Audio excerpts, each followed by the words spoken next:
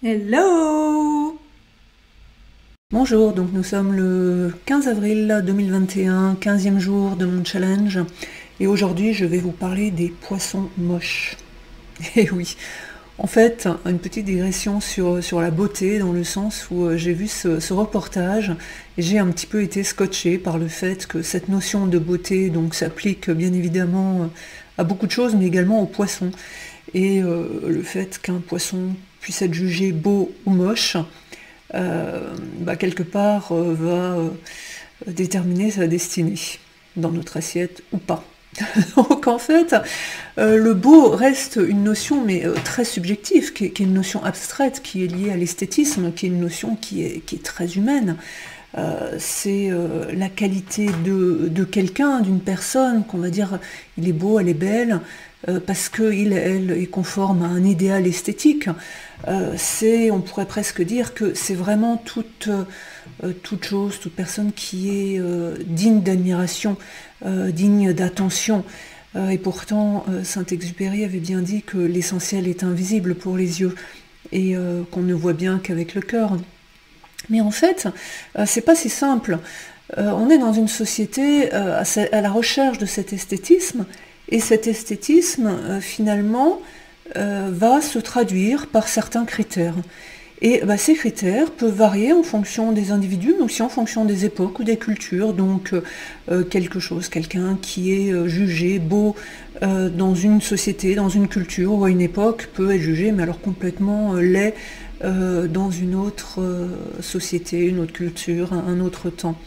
Mais alors par contre, ce qui est vraiment très étonnant, c'est que cette notion d'esthétisme ou de beauté a quand même amené à normer les choses. Et en fait, quelque part, nous sommes les premiers responsables de gaspillage dans les magasins, puisque si la pomme, la poire, la courgette, j'adore les courgettes, je vous en ai déjà parlé, sont moches, on ne va pas les choisir, on va choisir plutôt le légume, le fruit qui est juste à côté. Donc quelque part, nous en sommes responsables. Et nous sommes du coup responsables du fait que la grande distribution va nous proposer que le légume ou le fruit qui est absolument parfaitement calibré. Et c'est comme ça qu'on arrive en fait à avoir des dérives, parce que la pauvre courgette qui est un petit peu tordue, elle sera tout aussi bonne que celle d'à côté qui brille et qui est magnifique. Mais en fait, ces fruits et ces légumes donc, que l'on appelle moches, que finalement on ne voit plus sur nos étals, ils sont recyclés pour une bonne partie dans des plats préparés, dans des soupes.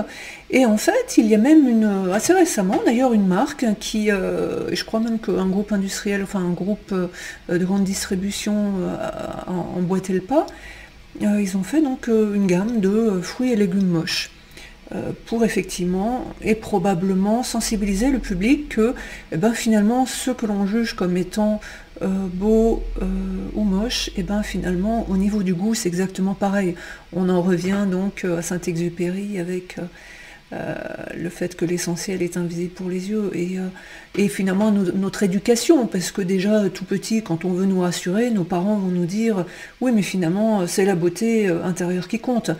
Bon, si déjà on entend ça, c'est qu'il y a un petit souci quelque part. Ou alors c'est que soit on n'a pas appris à s'aimer, soit qu'il y a un vilain défaut sur lequel on focalise. Mais bon, là n'est pas le sujet.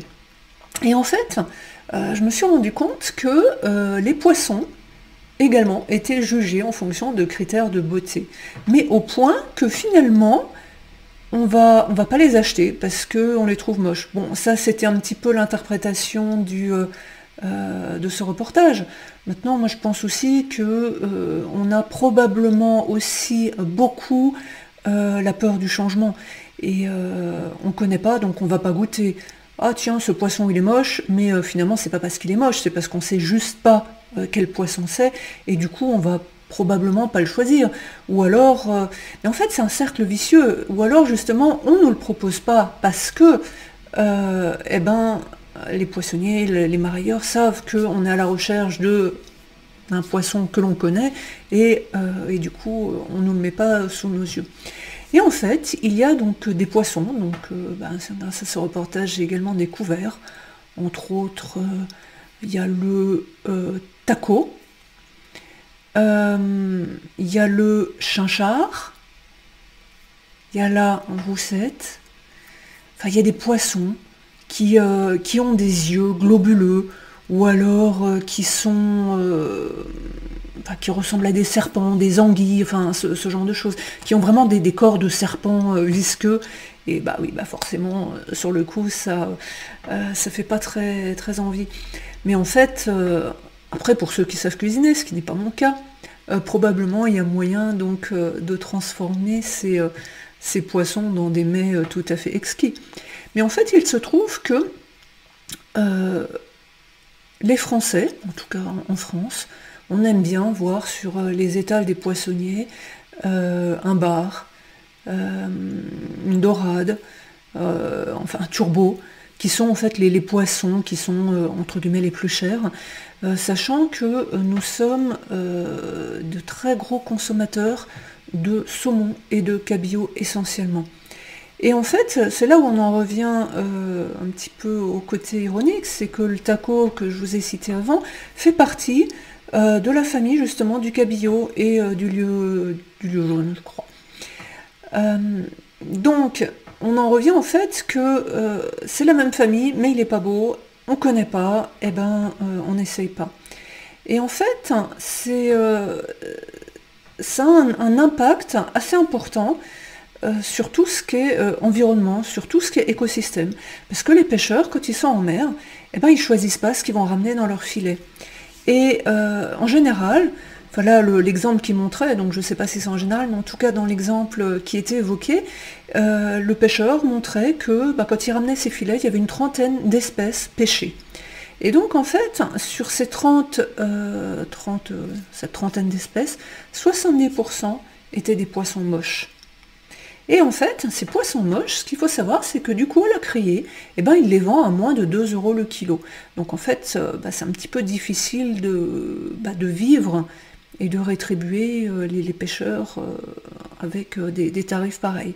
Alors que je sais pas, un cabillaud ou un saumon, enfin bon, ce genre de poissons que nous adorons, eh ben, vont coûter 5 fois plus cher, alors que quelque part, ils auront nécessité les mêmes efforts pour les pêcher, pour les trouver en mer.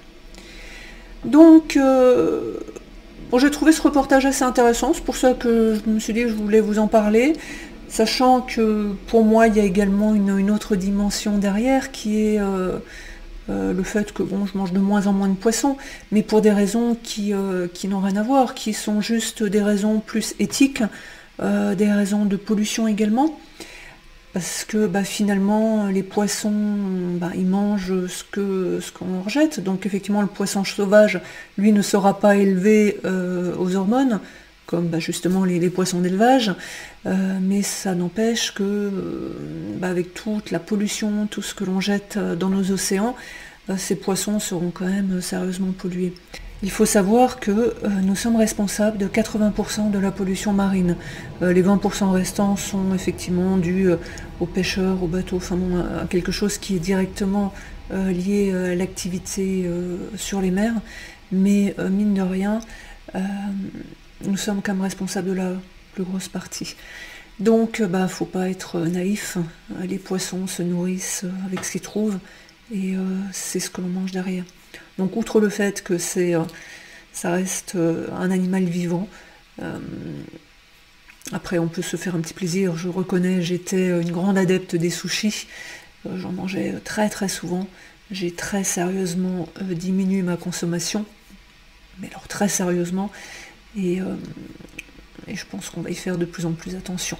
Mais par contre, je vais peut-être quand même aller voir dans les prochains jours à quoi ressemblent ces poissons moches et voir si finalement nous les proposent sur les étals des poissonniers. Voilà, c'était le petit sujet du jour. Je vous remercie de votre attention et je vous dis à demain. Merci, au revoir.